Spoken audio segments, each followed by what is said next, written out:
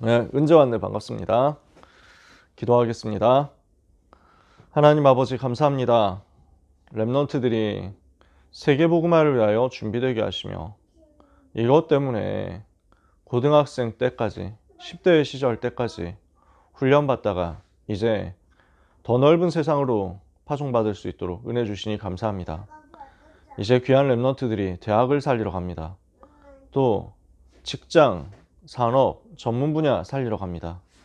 사회 현장으로 들어갑니다.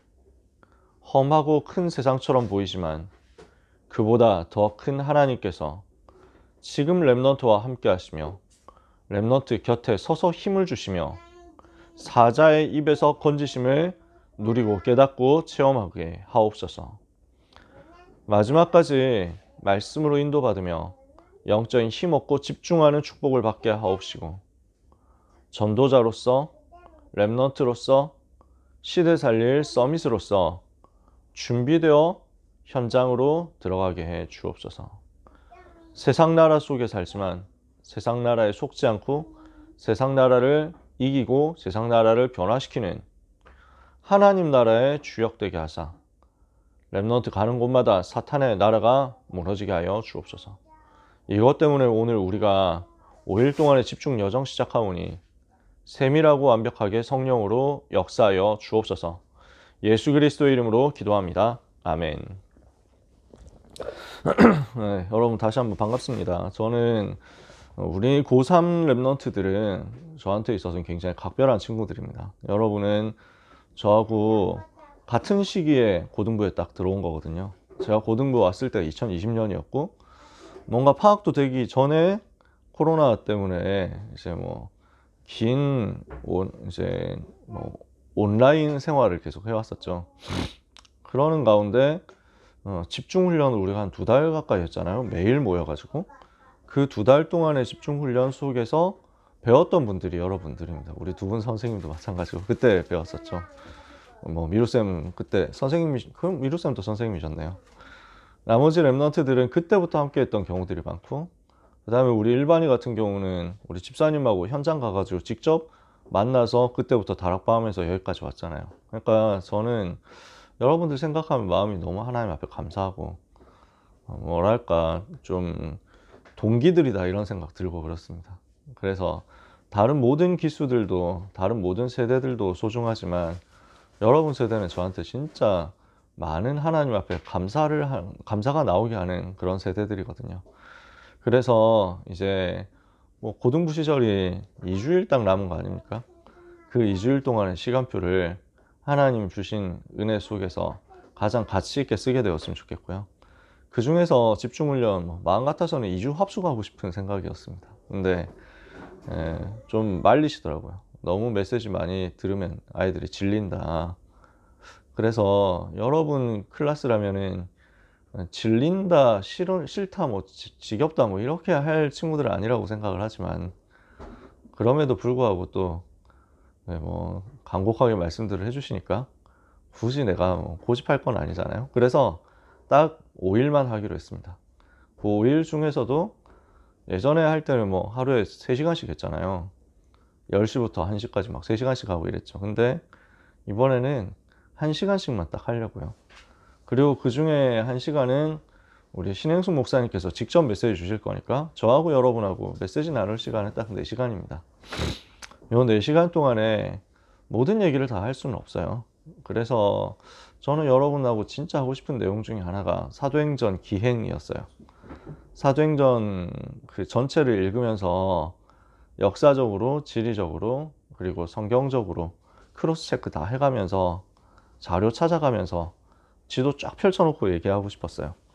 그런 집중 훈련은 기회 되는 대로 따로 합숙으로 몇 사람 관심 있는 사람 있으면 따로 몇 사람만 모아가지고 진행을 할까 싶고요. 지난주까지는 조금 관심 있는 사람도 있었는데 일정은 잘 안 맞아졌어요. 그래서 남은 2주 기간 안에 만약에 될 수 있으면 하고 안 되면 이제 대학부 가서 여러분 훈련 받으면 되니까요. 그렇게 생각합니다. 오늘부터는 그래서 가장 정리되어야 하는 기초 메시지만 정리를 하고 여러분을 현장으로 그 대학부로 파송하려고요. 오늘 그 중에서 첫 시간입니다. 무엇을 확인해야 되겠느냐? 복음의 근본, 기본, 기초를 확인해야 되겠습니다. 로마서 1장 16절에 내가 복음을 부끄러워하지 아니하노니 이 복음은 모든 믿는 자들에게 구원을 주시는 하나님의 능력이 됨이라 그랬거든요. 그래서 이 복음 안에 모든 것 다 들어있기 때문에 우리 랩런트들이 복음 기초 메시지, 근본적인 복음 메시지에 대해서 완전히 확신 가지고 답내고 승리해야 되겠습니다. 우리가 기초 메시지가 정리되어야 하는 중요한 이유들이 있습니다. 이것은 세상과 사람을 이해할 수 있는 가장 기본적인 틀이거든요. 세상이 어떤 존재냐 하는 것을 알면 세상에 속지 않고 세상에 흔들리지 않고 세상을 부러워하지 않고 세상을 두려워하지 않을 수 있습니다. 도대체 세상이 어떤 존재냐 하는 것을 알려면 기본 메시지를 가지고 있어야 됩니다. 복음이 정확해야 됩니다. 어떤 사람을 보더라도 이 복음 메시지의 관점에서 보면 답이 나오게 돼 있어요. 아, 저 사람은 지금 이래서 그렇구나. 이것 때문에 저 문제를 지금 겪고 있구나. 이래서 이 창세기 3장에서 시작된 불신자 상태 문제 때문에 저 사람에게 지금 저런 문제가 와 있고 저런 고난이 와 있고 저런 고통이 와 있구나. 또는 사람이 너무 이상하다. 사람이 너무 특별하다. 사람이 너무 특이하다. 왜 그렇죠? 불신자 상태 때문에 그런 거예요. 이 복음 메시지를 가지고 분석하고 이해하고 해석을 해야 됩니다. 세상을 이해하는 틀이요. 세상을 해석하는 틀입니다. 그 속에 있는 개인, 특히 전도 대상자를 보고 분석하고 이해하는 틀, 이 기초 메시지입니다. 어떤 면에서는 가장 중요한 것은 나를 이해하는 틀입니다. 내가 누구냐 알아야 되겠죠. 그러면 흔들리지 않는다니까요. 내가 누굽니까? 내가 어떤 존재입니까? 하나님과 함께하는 하나님의 자녀 아니냐. 예수님이 나의 그리스도 아니냐. 나는 하나님의 자녀가 되어서 모든 문제 끝난 것 아니냐. 여기에 대해서 확신이 들어가면 두려워할 게 없는 거죠. 어떤 상황에서도 흔들리지 않게 되는 거죠. 그래서 이 부분에 대해서 답을 내야 됩니다. 그러면은 이렇게 이해하고 있으면 살리는 응답도 당연히 받게 되죠. 세상 살리는 응답, 개인, 전도 대상자 살리는 응답, 나를 살리는 응답이 복음 속에 있거든요. 그래서 복음을 알고 그 복음으로 통해서 생명을 얻고 그 생명을 더 풍성하게 누리라는 것입니다. 요한복음 20장 31절에 예수께서 그리스도이심을 알고 그를 믿어서 생명을 얻어라. 요한복음 10장 10절에 예수님이 직접 말씀하셨잖아요. 내가 온 것은 양으로 하여금 생명을 얻게 하고 그것을 더 풍성히 얻게 하려 함이라. 생명을 얻고 그 생명을 더 풍성하게 누려야 됩니다. 그래서 이것을 위해서 이 기초 복음 메시지에 대해서는 완전히 답을 내야 됩니다. 완전 이해가 되어 있어야 됩니다. 완전 정리가 되어 있어야 됩니다. 나에게 완전히 답으로서 각인되어 있어야 됩니다. 그래서 이 부분을 어떻게 정리해야 되겠냐? 영적으로 정리해야 되고요. 성경적으로 정리해야 됩니다. 신학적으로 이 메시지는 완벽한 메시지입니다.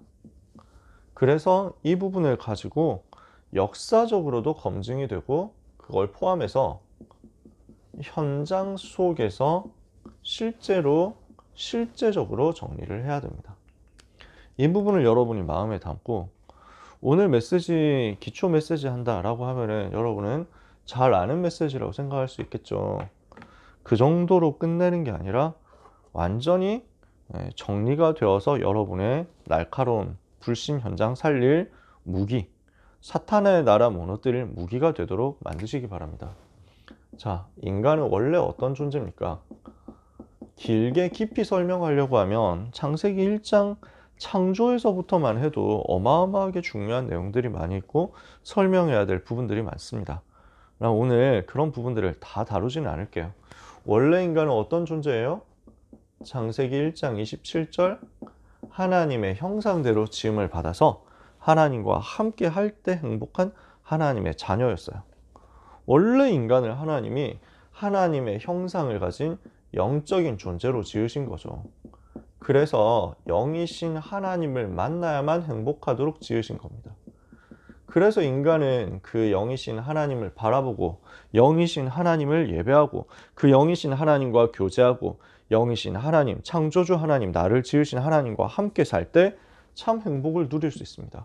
창세기 1장 27절에 하나님이 사람을 자기 형상대로 사람을 창조하시되 남자와 여자를 창조하셨다. 그 창조하신 인간에게 어떻게 하셨습니까? 하나님이 그들에게 복을 주시며 하나님이 그들에게 이르시되 생육하고 번성하라, 땅에 충만하라, 땅을 정복하라, 공중의 새와 바다의 고기와 땅에 움직이는 모든 것을 다스려라. 생육하고 번성하고 충만하고 정복하고 다스리도록 만드셨어요. 그런데 인간에게 문제가 생긴 거죠. 어떤 문제가 생겼습니까? 하나님과 함께 해야 되는데 하나님을 떠나게 된 겁니다. 어떤 문제였습니까? 인간이 하나님의 말씀을 어기고 하나님을 떠나는 것을 선택한 겁니다. 인간 영적 존재이기 때문에 로봇이 아니죠. 기계가 아닙니다. 명령해 놓으면 매크로 돌아가듯이 그대로만 따라가는 존재가 아니에요. 영적인 존재라는 말은 자유의지가 있다는 거죠. 하나님의 형상대로 영적인 존재로 지음받았으니까. 그러니까 로봇가 아니에요. 자기가 선택하고 결단하고 결정할 수 있어요. 그런데 그 결정을 어떤 방향으로 한 겁니까? 마귀가 하는 거짓말에 속아서 마귀가 시키는 대로 결정한 겁니다. 누구의 말을 듣고 누구의 메시지를 듣고 누구의 말을 언약으로 붙잡을 것이냐에 따라서 사람은 결정이 나오잖아요. 근데 인간은 하나님의 말씀을 붙잡고 하나님과 함께하는 것을 선택하는 대신에 마귀의 말을 듣고 자기가 하나님이 되겠다고 하면서 하나님을 떠나는 쪽을 선택한 겁니다. 창세기 3장 1절에서 6절에 하나님을 배신했어요. 하나님과 함께 하기로 했던 약속을 무너뜨렸죠. 그래서 인간은 하나님을 떠나게 된 것입니다. 나는 하나님과 함께 살겠다. 대신에 난 하나님 말 안 들을 거야. 내가 하나님 될 거야. 이렇게 선택한 거죠. 마귀가 옆에서 속였잖아요. 거짓말을 딱 하는 겁니다. 야, 너는 얼마나 대단한 존재인데 네가 왜 하나님의 말을 들어야 되냐. 네가 하나님 되면 되지. 네가 신이 되면 되지. 이렇게 얘기를 합니다. 날마다 그렇게 지금도 사단은 세상은 여러분을 속이고 있습니다. 사람들 다 속이는 거예요. 거의 다 넘어가는 거예요. 그래서 오늘 새벽에 월드컵 보는 사람들도 좀 있겠지만 그래서 월드컵 보느라고 또 늦게까지 피곤해가지고 자는 친구들도 또 많을 거예요. 저도 뭐 그렇겠더라고요. 저도 어제 영상 처리하고 메시지 다 이제 끝나고 나서 영상 처리하고 이제 뭐 보고서 쓸 것도 쓰고 뭐 작업할 거 작업하고 하다 보니까 중간중간에 조금씩 봤거든요. 보다가 더 이상 안 되겠다. 내일 해야 될 일도 많고 해가지고 보다가 중간에 끊고 잤는데 다행이었어요. 끝까지 봤으면은 연장의 승부차기까지 다 보면 뭐 시간 얼마나 갔겠어요. 축구 좋아하는 친구들 너무 많더라고요. 근데 이렇게 해가지고 메시 선수가 드디어 우승을 하고 나니까 전부 뭐라 하냐면은 신이다 이렇게 얘기하잖아요. 축구 신이라고. 그래서 뭐 신전 뭐 들어가야 된다고 뭐 이런 소리 하고 이러거든요. 그게 지금 세상이 만들어 놓은 틀이에요. 네가 신이다. 사람이 신이다. 그 사람이 신이다. 그분이 신이다. 이런 식으로 만들어 놨다니까. 언젠가부터 그런 식으로 표현하게 되었어요. 그래서 그냥 똑같이 얘기하지 않고 옛날에는 그냥 잘한다 이렇게 하던 걸 그냥 오 신이다. 그럼 이게 한 10년 사이에 이렇게 된 것 같아요. 10년, 20년. 뭐 공부의 신, 뭐 이런 얘기 나오면서. 동네에 떡볶이의 신도 있다니까? 그러니까 저는 굉장히 싫어하는 아줌마인데, 왜냐하면 그 집이 만화방이었거든요. 만화책 대여점이었는데, 제가 만화책을 거기서 자주 대여를 했는데, 이 아주머니가 어느 날 나보고, 분명히 내가 정시에 반납을 했는데, 왜 연체료를 안 내냐는 거예요. 그래서 화가 나가지고 그때부터. 맨날 불경 틀어놓고 이런 아줌마였거든. 그래서 흑암결박하고 안 갔는데 어느 날 장사 안 돼가지고 문 닫고 떡볶이를 하기 시작하더니 또 떡볶이 가게 이름도 떡볶이 신이래. 진짜 싸가지 없는 집 막 골라서 하는구나. 그런 생각이 들더라고요. 지금 사람들이 다 그런 식이라니까요. 뭐 잘한다 하면 킹, 갓, 엠퍼러, 충무공, 제너럴, 마제스티 이러면서 막 얘기하잖아요. 스스로 하나님 되겠다 한 겁니다. 그래서 인간은 하나님을 떠나버린 겁니다. 하나님 떠나고 나니까 그때부터 어떻게 됩니까? 하나님 떠나니까 잘 될 줄 알았죠. 로마서 3장 23절 죄에 빠진 겁니다. 죄의 종노릇하게 된 겁니다. 하나님 떠난 그 자체가 죄예요. 그리고 하나님 떠난 그 이후에 사람들이 생각하고 행동하고 말하고 하는 모든 것들이 다 죄예요. 그러니까 그 죄로 인한 저주와 재앙이 사람들에게 다 들어간다니까요. 전혀 예측도 못했는데 재앙이 사람에게 와요. 얼마나 안타깝고 얼마나 속상한 재앙과 저주가 많은지 몰라요. 그게 자기가 아무 잘못이 없는데 그렇게 된다니까. 그게 이 땅의 문제라고요. 모든 사람이 죄를 범하였으며 하나님 영광에 이르지 못하더니 요한복음 8장 44절 이렇게 된 인간은 마귀의 자녀가 된 겁니다. 너희는 너희 아비 마귀에게서 났으니 너희 아비의 욕심대로 너희도 행하고자 하느니라. 그는 처음부터 살인한 자여 진리가 그 속에 없으므로 진리에 서지 못하고 거짓을 말할 때마다 제 것으로 말하나니 이는 그가 거짓말장며 거짓의 아비가 되었습니다. 눈에 안 보이게 지금 역사는 하나님을 대적하는 존재 사탄이라는 자가 인간과 하나님 사이를 완전 이간해가지고 마귀라는 이름의 뜻이죠. 그래서 인간 하나님 떠나게 만들었고 하나님 떠난 인간을 자기 자식으로 만들어버렸어요. 그때부터 인간은 비참해진 겁니다. 마귀의 종이 되어서 마귀가 시키는 대로 살아요. 자기는 자기 좋은 대로 산다고 생각하죠. 아니에요. 마귀의 종 노릇하는 거예요. 그걸 보고 우상숭배라고 합니다. 지금도 사람들은 우상숭배합니다. 뭐 돌을 깎아놓고 절하고 나무 깎아놓고 절하고 그림 그려놓고 절하고 사람 바라보면서 절하고 저 무슬림들은 글씨 써놓고 그거 바라보고 절합니다. 무슬림들은 우상 숭배 안 한다 하거든요. 자기들 우상 숭배 안 한대요. 절대 우상 안 만든대요. 그림 뭐 형상 동상 이런 거 절대 안 만든다. 그래서 이 사람들은 뭔가 하고 싶거든요. 그러니까 서예가 발달했어요. 글씨 그 다음에 무슨 기하학적 문양 이런 거 쫙 만들어 놓고 모스크에 다 발라놨어요. 그리고 그 방향으로 절해요. 당장 메카를 바라보면서 이 사람들은 절을 하는데 그 메카의 신전 가운데 그 엄청난 메카 신전 가운데 카바 신전이라고 있고 그 카바 신전에 돌 하나 박혀 있어요. 아마 학자들 추측에 따르면 뭐 운석 같은 것 아니겠냐 이렇게 생각한대요. 그게 하늘에서 떨어진 돌이라서 알라에 뭔가 신성한 게 있어가지고 그거 바라보고 그거 만지려고 막 돕니다. 수백만 명이 계속 돕니다. 그러다가 밟혀 죽는 사람 많습니다. 우상숭배죠. 모든 사람 우상숭배 다 하고 있습니다. 종교 없다고 하는데 우상숭배 합니다. 돈이 우상이죠. 성공이, 명예가, 권력이 우상이죠. 그러니까 뭐 자기 자식이 우상이 되기도 하죠. 그러면서 쾌락이 우상이 되기도 하죠. 그렇게 살아가요. 그러니까 한마디로 말하면 중독된 것입니다. 한마디로 말하면 그래서 이 속에서 하나님 주신 것 아닌 다른 것을 가지고 타락하고 그것을 가지고 만족하려고 하는 겁니다. 그러니까 인간이 우상숭배하고 있다는 증거가 얼마나 비참하게 타락했느냐 보면 알아요. 제가 깜짝 놀랐거든요. 저는 로마 역사를 뭐 아주 깊이는 연구 안 했어도 조금은 관심 있다고 생각하면서 이것저것 봤다고 생각했거든요. 저는 지난주에 나무위키 보다가 처음 알았어요. 얼마나 로마 사람들이 추잡한 짓을 하고 있었느냐. 메시지 시간에 다 얘기를 할 수는 없고요.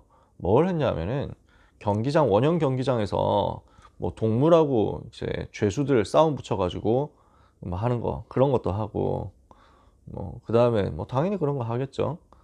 그 다음에 뭐 사람끼리 검투사 대결해가지고 서로 죽이는 거 이거 구경하고 박수치고 환호하고 뭐 그건 알았거든요. 무슨 쇼를 했냐면 사람하고 동물하고 교접시키는 것을 쇼를 했다는 거예요. 그러니까 동물이 사람을 강간하는 것을 쇼를 해가지고 했다는 거예요. 저 사람들 잡아와가지고 노예들 잡아와가지고 그 노예들도 뭐 여러 인종들이 있겠지만은 자기하고 똑같은 사람 똑같은 인종들도 노예로 잡아와가지고 뭐 빚을 못 갚았다든지 전쟁에서 졌다든지 이러면 노예로 만들어가지고 데리고 와서 막 이렇게 어린 여자들을 짐승한테 줘가지고 밥이 되도록 만들고 강간당하도록 만들고 그거 보고 박수치고 환호하고 이랬다는 거예요. 하다 보면 그래서 막 그렇게 되다가 죽임 당하고 그러면 그거 보고 환호했대요. 그런 시대였대요. 왜 그러냐? 왜 그렇게 했냐? 자기들 조금도 죄책감이 없었어. 왜 그랬냐? 자기들이 섬기는 제우스 신이 그런 짓 했거든요. 아폴론 신, 아테나 신, 여신, 다 이런 팀들이 신화, 그리스 로마 신화 보면은 동물하고 연애해요. 미노타우루스라고 아시잖아요. 무슨 소의 머리를 하고 사람의 몸을 한 그 존재. 이게 소하고 사람하고 관계했기 때문에 생긴 어떤 여자가 왕비인데 어떤 여자가 공주인가 뭐 그랬는데 엄청 아름다웠는데, 그래서 어느 여신이 뭐 이렇게 질투해가지고 소한테 이제 막 이제 강간 당하도록 만들어가지고 아이를 낳았더니 그게 미노타우루스였다. 뭐 이런 식으로 해서 신화를 만들어내는 거예요. 그러니까 이 사람들은 그런 행위마저도 우상숭배고 자기들이 섬기는 신을 만족시키는 행위였다는 거지. 우리가 섬기는 신이 그런 것을 했기 때문에 우리도 당연히 해야 된다. 이렇게 해가지고 그런 장면을 교육용이라고 열 몇 살짜리 애들한테 다 무료로 관람시켰다는 거예요. 너무 저는 좀 구역질 나더라고요. 야, 저런 시대였구나. 저 시대 속에 복음 가진 사람들이 들어가가지고 저 짐승의 모양, 버러지 모양 하고 있는 우상의 흐름을 깨뜨렸구나. 짐승보다 못한 수준으로 인간을 무너뜨리도록 만들었던 사단의 문화를 완전히 박살내버렸구나. 이게 복음이었구나. 진짜 저는 많은 생각 들더라고요. 마귀의 종로를 타면 인간이 그렇게 비참해집니다. 근데 지금도 사람들은 마약하면서 그런 것도 똑같이 따라가거든요. 우상숭배하는 내용이죠. 결과죠. 흐름이 그렇다니까요. 그러니까 정신문제 올 수밖에 없잖아요. 우상숭배하고 있으니 마음과 생각과 정신이 무너집니다. 당연히 문제 올 수밖에 없습니다. 수많은 불안과 우울과 정신 이상 증세, 질환 증세, 창란 증세 옵니다. 정신 당연히 무너져 버린다니까요. 조그맣게 불안하다, 두렵다, 떨린다, 스트레스 받는다, 여기에서 시작해가지고 점점 걷잡을 수 없이 커져가는데 어느 날 귀신 보고 귀신 소리 듣고 하는 정도까지 되면 답이 안 나오거든요. 이러다가 자살하고 이런단 말이죠. 사도행전 8장 7절에서 8절에 그러니까 육신의 질병 들어옵니다. 누가복음 16장 19절에서 31절에 그러다가 심판을 받고 죽어서 지옥에 갑니다. 그걸로 끝나지 않고 출애굽기 20장 4절 5절에 자손 3, 4대까지 저주가 그대로 반복되고 대물림됩니다. 이 문제를 누가 막습니까? 이 문제를 누가 해결할 수 있습니까? 인간 스스로는 이 문제에 빠져나올 길도 없고 답도 없는 겁니다. 그래서 모든 인간이 이런 고통과 저주 속에 있는 것을 아시고 하나님께서 그리스도를 보내신 거예요. 이 속에서 인간이 스스로 빠져나올 수 있으면 하나님이 그리스도를 보낼 필요가 없습니다. 스스로 못 나와요. 절대로 못 나와요. 왜 못 나옵니까? 인간이 노력을 합니다. 근데 그 노력이 어떤 노력이었습니까? 종교를 가지고 뭔가 믿어본다? 사도행전 4장 10절에 다른 이로서 구원을 못 받아요. 왜? 근본 문제 해결을 못해요. 다른 이로서는 구원을 받을 수 없나니 철한 사람 중에 구원을 받을 만한 다른 이름을 우리에게 주신 일이 없다. 이 사탄을 이길 힘이 없고 그 어떤 존재도 없습니다. 어떤 인물도 없습니다. 죄의 저주로 인해서 오는 재앙을 막을 자가 없어요. 하나님 떠나서 지옥 배경 속에 살아가는데 인간을 건질 답이 없다니까요. 어떤 누구도 할 수가 없어요. 선행으로도 안 돼요. 이사야 64장 6절에 더러운 옷과 같고 닦으면 닦을수록 더 더러워지고 더 지저분해지는 거니까. 착한 일을 한다고 마귀가 무서워합니까? 선한 일, 올바른 일 많이 한다고 해가지고 대물림, 영적인 저주의 대물림이 끝납니까? 진짜 너무 현장은 불쌍하고 안타까운 그 모습이 너무 많잖아요. 그러니까 사람은 장담할 수 없다니까요. 인간 스스로는 이 문제에서 절대 해결을 못 받습니다. 철학과 지식과 사상 또는 과학으로 이 문제 해결한다? 골로새서 2장 8절에 보니까 헛된 속임수다. 세상의 초등 학문이다. 사람의 방법이다. 그리스도를 따라가는 것이 아니고 절대 이 근본 저주에서 빠져나올 수 있는 답이 아니다. 바울이 알려줬어요. 인간 스스로는 절대로 할 수 없기 때문에 하나님께서 구원의 길을 주신 것입니다. 그래서 하나님의 방법이 무엇이었습니까? 인간이 당하고 있는 이 근본 저주 세 가지를 해결해야 되거든요. 이것 해결하기 위해서 그리스도를 보내겠다고 약속하셨어요. 이게 구약 성경이었어요. 창세기 3장 15절에 여자의 후손을 보내서 사탄의 머리를 깨트리겠다. 이거 약속하셨어요. 출애굽기 3장 18절에 희생 제물이 되어서 우리를 위해서 죽임을 당할 것이다. 그 메시아가 우리를 위해서 고난당해서 우리의 모든 문제 해결할 것이다 약속했어요. 이사야 7장 14절에 처녀가 잉태하여 아들을 낳을 것이다. 그렇게 해서 인간에게 올 것이다. 그렇게 해서 하나님 만나는 길이 될 것이다 알려줬어요. 하나님과 함께 하도록 길이 될 것이다. 그 이름을 임마누엘이라 하리라. 무슨 말이죠? 하나님이 우리와 함께 하시다. 그 말을 하신다. 그 말이죠. 그래서 우리를 위해서 고난당하시고 우리를 위해서 죽으시고 우리의 모든 문제를 해결하시고 부활하실 것까지 다 예언되었어요. 그 예언된 대로 오신 분이 있어요. 그분이 누구냐? 마태복음 1장 18절에서 25절에 처녀에게서 태어나신 예수 그리스도예요. 그분은 누구십니까? 마태복음 16장 16절에 예수님이 바로 그리스도가 되셔서 인생의 모든 문제를 해결하신 것입니다. 어떻게 해결했죠? 그리스도는, 예수는 이름이고 그리스도는 그분이 하신 일입니다. 예수는 이름이고 그리스도는 그분의 직책입니다. 무슨 직책이냐? 그리스도의 직책입니다. 예수님은 무슨 일을 하셨습니까? 그리스도의 일을 하셨습니다. 그리스도의 일이 뭡니까? 기름 부음 받은 자입니다. 기름 부음 받은 자는 누구였습니까? 옛날에 구약시대 때 선지자를 세울 때 기름을 부었습니다. 그래서 열왕기상 19장에 보면 엘리사를 선지자로 세울 때 엘리야가 기름을 붓는다니까요. 이렇게 해서 기름 부어서 선지자 세웁니다. 누구를 세울 때 기름을 부었습니까? 제사장을 세울 때 기름을 부었습니다. 그래서 모세가 아론에게 기름을 붓고 제사장, 대제사장 되도록 세웠죠. 왕에게 기름을 부었습니다. 그래서 사울에게도 기름 붓고 나중에 다윗이 사무엘에게 기름 부음 받고 여호와의 신에 크게 감동되어서 왕이 되죠. 자, 어떻게 됩니까? 예수님은 그리스도, 즉 기름 부음 받은 자. 향유를 부은 거예요. 향수를 부은 거예요. 머리에. 그러면 기름 부음 받은 자, 선지자요, 제사장이요, 왕이라는 말은 도대체 무슨 말입니까? 하나님 떠났기 때문에 인간에게 문제 왔는데 선지자는 하나님과 사람 사이 연결해주는 중재자, 중보자 역할을 했습니다. 길 역할을 한 거예요. 그래서 요한복음 14장 6절에 내가 곧 길이요 진리요 생명이니, 예수께서 이르시되 내가 곧 길이요 진리요 생명이니 나로 말미암지 않고는 아버지께로 올 자가 없느니라. 제사장은 무슨 일을 했습니까? 인간이 죄를 지으면 그 죄를 대신해서 죽을 희생 제물을 가지고 하나님 앞에 가서 이 희생 제물을 죽이고 하나님 앞에 이 사람의 죄를 용서해 달라고 간구하는 것이었습니다. 그래서 죄 용서하는 일을 하는 것이 제사장이었습니다. 히브리서 9장 12절에 보니까 예수 그리스도께서는 짐승의 피로 하지 않고 송아지와 염소의 피로 하지 않고 자기 피로 영원한 속죄를 이루사 단번에 성소에 들어가셨다. 그래서 마가복음 10장 45절에는 인자가 온 것은 섬김을 받으려 함이 아니라 도리어 섬기려 하고 많은 사람을 위하여 자기의 목숨을 대속물로 내어주기 위함이니라.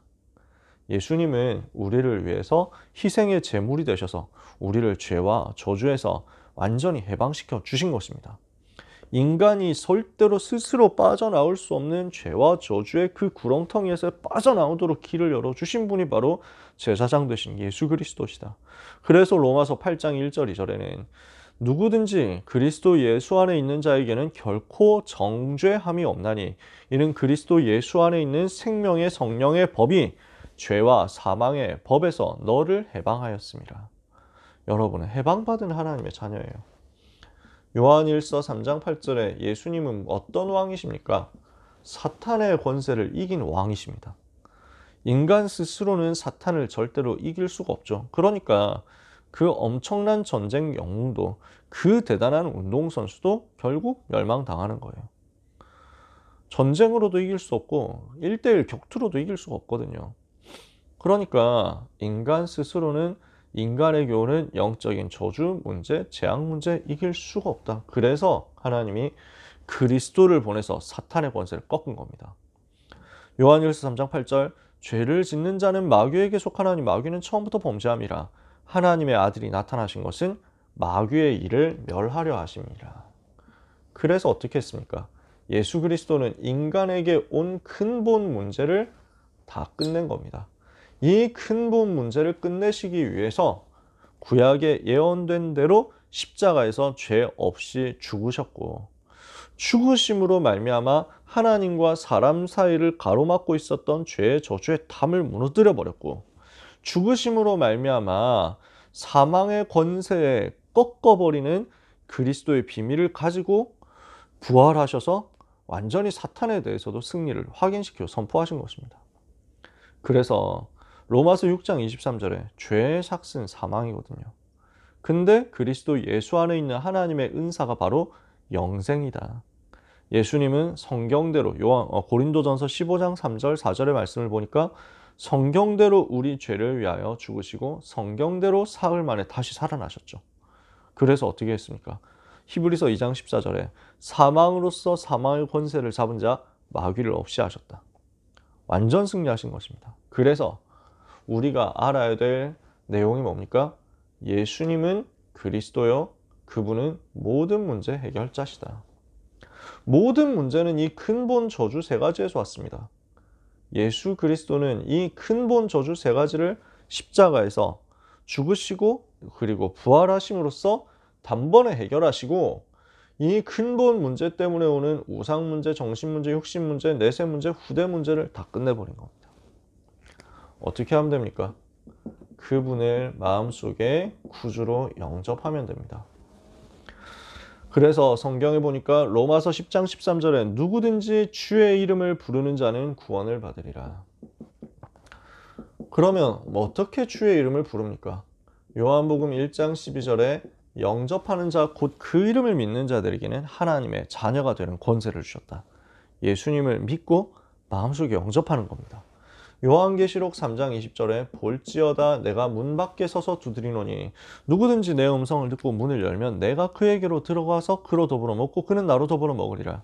주님이 내 마음문을 노크하고 있으니까 그분을 향해서 문을 열기만 하면 됩니다. 어떻게 옵니까? 로마서 10장 9절에서 10절에 네가 만일 네 입으로 예수를 주로 시인하고 하나님이 그를 죽은 자 가운데서 살리신 것을 네 마음에 믿으면 구원을 받으리니 사람이 마음으로 믿어 의에 이르고 입으로 시인하여 구원에 이르느니라. 그래서 기도로서 예수님을 영접하는 것입니다.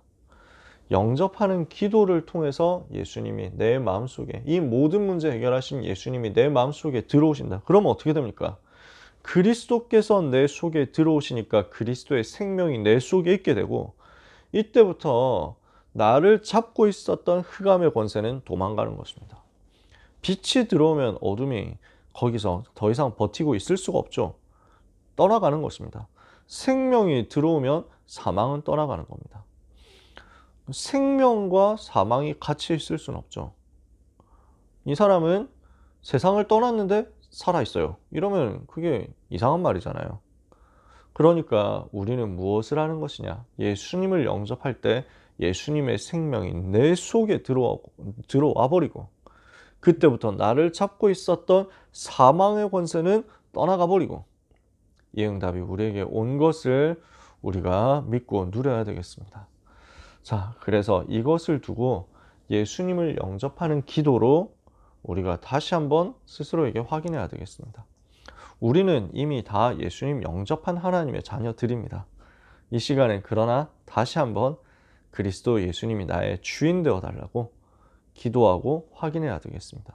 나의 주인은 더 이상 사탄이 아니요, 세상이 아니요, 그 어느 누구도 아니요, 예수 그리스도시고, 예수 그리스도는 내 안에 생명으로 함께 계신다. 나를 떠나지 않고 나와 영원히 함께 계신다. 이 사실을 다시 한번 감사함으로 누릴 수 있도록 우리 같이 예수님을 영접하는 기도를 누렸으면 좋겠습니다. 다시 한번 확인할게요. 그래서 영접하는 기도, 우리가 줌으로 하니까 시차가 있죠, 조금씩. 그래서 제가 여러분이 얼마나 잘 다 따라하고 있는지는 알 수가 없습니다. 제가 조금 텀을 두면서 할 테니까요. 여러분께서는 거기에 맞춰서 영접 기도 해주시면 될 것 같습니다. 제가 기도하면 여러분들이 잘 아시는 대로 따라서 기도하겠습니다. 사랑의 하나님, 감사합니다. 하나님을 떠나서 죄에 빠져서 마귀의 자녀가 되었었던 나를 구원해 주심에 감사드립니다. 예수님은 그리스도시며 모든 문제 해결자이심을 믿습니다. 이 시간 내 마음속에 예수 그리스도께서 주인 되어서 함께하여 주옵소서. 지금 이 시간 내 마음의 문을 엽니다. 내 속에 들어오셔서 나의 주인 되어 주옵소서. 나의 그리스도 되어 주옵소서. 이제부터 나의 인생을 주님이 끝까지 인도하여 주옵소서. 나를 하나님의 자녀로 삼아주심을 감사합니다. 이제부터 내 인생을 하나님을 위하여 살겠습니다. 예수 그리스도의 이름으로 기도합니다. 아멘. 영접 기도를 할 때는 그래서 어떤 포인트가 있냐면요. 내가 죄인이고 하나님을 떠나서 멸망할 사람이었다는 것, 이것을 인정하고, 그리고 예수님이 누구신지를 고백하고 내 마음의 문을 열고 주인으로 모셔드리는 것이 들어가 있으면 됩니다. 어떤 문장이어야 되느냐, 어떤 문구여야 되느냐, 이거는 이제 그 현장과 상황에 맞게 전달하면 됩니다. 중요한 것은 요 세 가지가 들어있으면 됩니다. 나는 죄인이었고, 나는 마귀 자녀였었고, 나는 지옥 백성이었다. 한마디로 해서 보통은 나는 죄인입니다 하고 스스로 고백하게 하는 거죠. 그 죄를 회개하고 예수님을 나의 구주로 영접합니다. 내 마음속에 들어와 주옵소서. 이렇게 예수님을 우리 마음속에 모시는 거죠. 그러니까 어떻게 됐습니까? 우리는 하나님의 자녀가 되었고 절대로 멸망하지 않는 신분을 가지게 된 것입니다. 이 자리에 있는 귀한 모든 렘넌트와 전도자 여러분은 이 축복 이미 받은 하나님의 자녀인 줄 믿습니다. 그래서 어떤 축복이 와 있습니까? 로마서 8장 15절에 너희는 더 이상 두려워하는 종의 영을 받지 아니하였고 양자의 영을 받았으므로 우리가 하나님을 아빠 아버지라 부르짖느니라. 하나님의 자녀가 되었죠. 하나님 자녀가 되고 나니까 어떻게 됩니까? 고린도전서 3장 16절에 너희는 너희가 하나님의 성전인 것과 하나님의 성령이 너희 안에 거하시는 것을 알지 못하느냐. 그래서 성령께서 내 안에 계시고 나와 함께 하시고 나를 떠나지 않으시죠. 그 성령께서 나를 인도하시는 겁니다.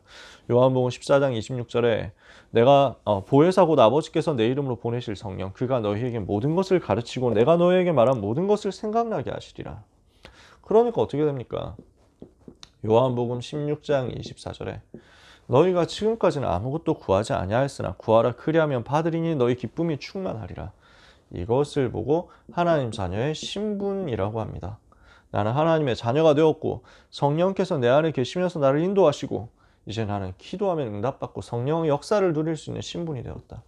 이때부터 나는 어떤 삶을 삽니까? 하늘에 천군과 천사가 동원되어서 하나님의 자녀들을 보호합니다. 히브리서 1장 14절에 모든 천사는 섬기는 영으로서 구원받은 하나님의 자녀들을 섬기라고 보내신 것이 아니냐. 그러니까 이 예수 이름을 믿고 영접한 하나님의 자녀가 되었는데 이때부터 우리에게 뭐가 또한 와 있습니까? 사탄을 이기는 권세가 와 있습니다. 흑암의 세력을 이기는 권세가 와 있습니다. 누가복음 10장 19절에 내가 뱀과 전갈을 밟으며 원수의 모든 능력을 제어할 권세를 너희에게 이미 주었으니 너희를 해할 자가 결단코 없으리라. 사탄 결박하는 권세가 와 있다니까요. 빌립보서 3장 20절에 우리의 시민권은 하늘에 있는지라 거기로부터 구원하는 자 곧 주 예수 그리스도를 기다리노니. 하늘 시민이에요. 천국 시민이에요. 이 부분은 신분이잖아요. 근데 그 천국 시민으로서 이 땅에서 하늘 보좌의 배경을 누리는 것입니다. 이게 우리의 권세예요. 보좌의 배경 누리는 것이 우리의 권세. 그래서 이때부터 우리는 어떻게 살아갑니까? 마태복음 28장 18절에서 20절 너희는 가서 모든 민족을 제자로 삼아 아버지와 아들과 성령 이름으로 세례를 베풀고 내가 너에게 분부한 모든 것을 가르쳐 지키게 하라. 볼지어다 하늘과 땅의 모든 권세를 아버지께서 내게 주셨는데 그 내가 너희와 항상 함께 있을 것이다. 세상 끝날까지 항상 너희와 함께 있을 것이다. 세계를 복음하고 정복하고 살리는 하나님의 자녀가 되었습니다. 이것을 보고 권세라고 합니다. 하나님 자녀 되어서 성령의 내주와 인도와 역사를 누리는 하나님의 자녀의 신분을 얻었습니다. 천사가 동원되고 사탄이 결박되고 보좌 배경 누리고 세계를 정복하고 변화시키는 권세가 왔습니다. 이 7가지가 하나님 자녀의 축복이죠. 이때부터 우리에게는 중요한 확신이 들어와 있습니다. 이것을 체험하기만 하면 됩니다. 우리는 구원받았고 이 구원을 아무도 바꿀 수가 없습니다. 요한일서 5장 11절 13절에 또 증거는 이것이니 하나님이 우리에게 영생을 주신 것과 이 생명이 그의 아들 안에 있는 그것이니라. 아들이 있는 자에게는 생명이 있고 하나님의 아들이 없는 자에게는 생명이 없느니라. 내가 하나님의 아들의 이름을 믿는 너희에게 이것을 쓰는 것은 너희로 하여금 너희에게 영생이 있음을 알게 하려 함이라. 구원받은 하나님의 자녀는 모든 죄에서 해방되었습니다. 요한일서 1장 9절에 만일 우리가 우리 죄를 자백하면 그는 미쁘시고 의로워서 우리를 모든 불의에서 깨끗게 하실 것이요. 과거, 현재, 미래 모든 죄를 끝냈기 때문에 우리는 그리스도 예수님 믿는 순간 죄에서 해방된 것을 날마다 수시로 확인하고 누릴 수 있습니다. 회개하고 고백하고 자백하면 우리 주님이 나를 의롭게 하신 사실이 또 누려질 겁니다. 사죄의 확신입니다. 실수하고 넘어져도 다시 일어나면 되는 거예요. 이제부터 그 하나님께서 우리를 인도해 나가십니다. 잠언 3장 5절 6절에 너는 마음을 다하여 여호와를 의지하고 너의 명철을 의지하지 마라. 너는 범사의 여호와를 인정해라. 그리하면 내 길을 지도하실 것이다. 인도하실 것이다. 시편 48편 14절에도 우리 하나님은 영영하신 하나님이시니 우리를 죽을 때까지 인도하실 것이다. 요한복음 16장 13절에 우리를 보혜사 성령께서 진리 가운데로 인도하실 것이다. 이제부터 우리는 예수의 이름으로 기도하면 응답받습니다. 요한복음 14장 14절에 지금까지 너희가 내 이름으로 무엇이든지 내게 구하면 내가 시행하리라. 요한일서 5장 14절 우리가 그를 향하여 가진 바 담대한 것이 이것이니 곧 그의 뜻대로 무엇을 구하면 들으심이라. 요한복음 16장 24절에 저희까지 너희가 내 이름으로 아무것도 구하지 아니하였으나 구하라 그리하면 받으리니 너희 기쁨이 충만하리라. 예수의 이름으로 기도하면 응답받죠. 어떤 문제 와도 승리합니다. 그래서 넘어져도 일어나면 됩니다. 실패했어도 다시 일어나서 승리할 수 있습니다. 우리는 이길 수 없는 문제를 하나님이 주시지 않아요. 고린도전서 10장 13절에 사람이 감당할 시험 밖에는 너희에게 당한 것이 없나니 오직 하나님 미쁘사 너희로 감당하지 못할 시험 당하면 허락하지 아니하시고 시험 당할 때에는 피할 길을 주사 너희로 능히 감당하게 하시느니라. 그래서 요한복음 16장 33절에 너희가 세상에서 환난을 당하나 담대하라 내가 세상을 이기었노라. 야고보서 4장 7절에 마귀를 대적하라 그리하면 너희를 피하리라. 마가복음 3장 15절에 귀신을 내어 쫓는 권세 우리에게 주셨다. 그래서 우리는 나 자신에 대해서 세상에 대해서 사탄에 대해서 완전 승리하는 것입니다. 이 확신 가지고 하나님의 자녀로 승리하면 됩니다. 그래서 우리의 결론이에요. 이렇게 해서 원래 인간의 상태가 무엇이었고 어떻게 실패하게 되었고 어떻게 해서 이 실패에서 빠져나오게 되었으며 내가 어떻게 하나님의 자녀가 되었으며 하나님의 자녀가 된 나에게 어떤 축복이 와 있는지를 확인했습니다. 그렇다면 이제 이것을 가지고 우리는 무엇을 해야 되겠냐? 정리를 제대로 해야 됩니다. 이게 나에게 해답이 돼야죠. 이 메시지가 내 속에 예수님은 그리스도시구나 이걸로 해답을 얻어야 돼요. 해답이 나야 돼. 그러면 이제부터는 예수님이 누구신지 알고 영접해서 하나님의 자녀가 되었잖아요. 여러분 삶에 그리스도가 정말 모든 문제 해결자 맞구나 하는 사실에 대한 응답이 오게 될 겁니다. 이 부분을 여러분들이 찾아내어서 누리세요. 응답을 받고 그 응답받은 것을 자꾸 정리해서 남기세요. 그렇게 하다 보면 여러분에겐 결론이 납니다. 정말로 그리스도는 모든 것을 끝냈구나. 나는 이제 더 이상 내가 사는 것이 아니라 내 안에 그리스도께서만 사는 것이구나. 나는 내가 주인된 인생으로 실패하지 말고 오직 그리스도께서 주인 되신 인생으로, 오직 그리스도로 충만한 인생으로 살아야 되겠구나. 결론 내는 겁니다. 내 삶에 확실한 결론 나는 거예요. 이 해답과 응답과 결론이 나도록 여러분은 이 메시지가 나의 가장 기본기가 되도록 만드셔야 됩니다. 기본기라는 말은 무슨 말입니까? 계속 반복해야 되는 가장 중요한 것이란 말이죠. 그래서 여기에서 모든 근본의 답이 나야 되고 삶의 기초가 뿌리 내리고 있어야 됩니다. 그래서 여러분에게 이 메시지가 각인되고 뿌리 내리고 체질되도록 만드셔야 됩니다. 어느 정도까지 되어야 되느냐? 자다가도 꿈속에서 튀어나와야 됩니다. 이 메시지가 여러분에게 자유자재로 사용될 수 있고 누려질 수 있고 전달될 수 있어야 됩니다. 우리에게 시간이 전도 대상자 만날 시간이 한 10분 주어졌다. 10분 동안 할 수 있는 메시지로 정리하시고요. 30분 있다. 30분 할 수 있는 메시지로. 1시간이다. 2시간이다. 그러면 1시간이고 2시간이고 말할 수 있는 메시지로 정리되어 있어야 됩니다. 나에게 지금 시간이 1분밖에 없다. 그러면 그 1분만 해도 우리가 말씀 전달할 수 있어야 됩니다.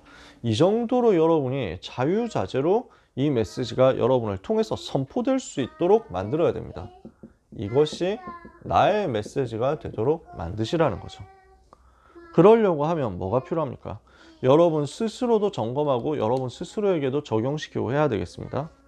혼자서 계속 이제 워크숍도 해보고 써보기도 하고 구원의 길 쓴다 이런 것도 하잖아요. 그런 것도 필요합니다. 도움이 될 겁니다. 저는 여러분들이 이것을 현장에서 체험하게 되시기를 바랍니다. 저는 개인적으로 혼자서 기초 메시지 쓰고 이렇게 해가지고 나에게 하는 구원의 길 이렇게 많이 해본 적은 없습니다. 그렇게 하는 게 잘못됐다는 얘기는 전혀 아닙니다. 근데 제가 그걸 많이 하진 않았습니다. 몇 번은 해봤죠. 근데 그걸 일부러 내가 많이 하고 이러지는 않았어요. 이게 제가 기준이라는 얘기는 아닙니다. 저는 이걸 했어요. 현장에서 체험했어요. 모든 사람이 다 저와 같은 환경은 아니니까 여러분한테 꼭 이렇게만 해야 된다라고 하진 않겠습니다. 불신자를 만나서 복음을 전하는 경험이 30명 정도만 쌓여도 이 메시지는 외워질 겁니다. 제가 한 30번 했거든요. 그때까지 30번 할 때까지는 그냥 찾아서 읽어줬어요. 내 얘기하면 안 되니까 메시지 페이퍼 그대로 갖고 가서 읽어주고 손가락 가리키면서 읽어주고 성경 구절을 찾아가지고 그대로 성경책 펼쳐서 보여주면서 복음 전했어요. 이렇게 한 30번 정도 하고 나니까 외워지더라고요. 그때부터는 시간이 없으니까 성경을 찾을 시간이 없으니까 그때부터는 그 암송해가지고 알려주고 이렇게 하면서 한 100명 넘어가고 하다 보니까 한 300명 넘어가고 하다 보니까 복음 전한 경우 케이스가요. 이러니까 그 속에서 나에게 주어지는 3년 동안 5년 동안 나에게 주어지는 예수가 그리스도 되신 사실에 대한 확인과 체험이 이 속에 붙어가지고 나의 메시지가 되더라고요. 그래서 이 메시지 가지고 현장에 전달하게 되더라고요. 여러분, 불신자 살리는 전도자로서 여러분은 평생 응답 받을 것입니다. 나는 평생 하나님 앞에 부름받을 때까지 나에게 주어진 남은 날, 시간 동안 80에 하나님 앞에 갈지 90에 100살에 갈지 우리는 모르죠. 그 날까지 언제 어디서 누구를 만나더라도 나는 이 복음 가지고 생명 살릴 수 있다 할 만큼 준비되면 여러분은 승리합니다. 그래서 이 축복의 증인들로 다 세워지게 되기를 바랍니다. 그 무엇보다도 나를 살리는 응답을 이 복음 받고 내가 살아난 사실에 대한 행복으로 내가 날마다 새롭게 되는 응답을 여러분들이 누리게 되기를 바랍니다. 이 메시지가 정말 뿌리 내리죠? 여러분은 예배가 달라져요. 찬송하는 게 달라집니다. 날마다 고백하게 됩니다. 날마다 이걸 나타내게 됩니다. 어제 우리 이후 예배 때 15장 찬송 불렀죠. 그래서 영광에서 영광으로 천국까지 이르러 주의 사랑 영원토록 영영토록 찬송하게 하소서 이러거든요. 저는 그 가사가 너무 벅차요. 정말 그렇게 하고 싶거든요. 이렇게 멸망했었던 나를 그리스도께서 살려내신 이 사실이 너무 감사해서 주의 사랑 영영토록 찬송하고 싶어요. 여러분의 오늘의 고백이 되고 오늘의 삶이 될 것입니다. 이때 사단은 완전 무릎 꿇게 될 거예요.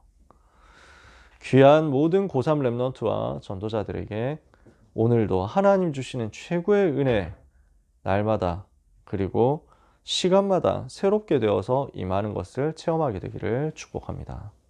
기도하겠습니다. 하나님 아버지 감사합니다. 우리를 멸망에서 구원해 주셔서 감사합니다.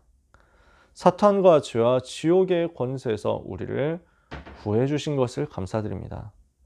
예수님이 그리스도로 오셔서 나를 위해서 십자가에 피 흘려 죽으시고 부활하시고 지금 내 속에 나와 함께 하시는 것을 감사합니다. 예수님을 그리스도로 알고 믿고 영접한 하나님의 자녀들에게 신자의 축복 누리는 기도가 늘 되어지게 하옵시고 불신자 상태에 빠져있는 사람 살리는 전도운동이 늘 되어지게 하여 주시옵소서. 우리의 힘과 우리의 지성으로 절대로 깨달을 수 없는 이 복음을 하나님의 은혜로 깨닫게 된 것을 감사하오니 하나님의 은혜로 우리의 삶의 마지막 순간까지 이 복음 누리며 이 복음 전하게 해 주옵소서. 예수 그리스도의 이름으로 기도합니다. 아멘.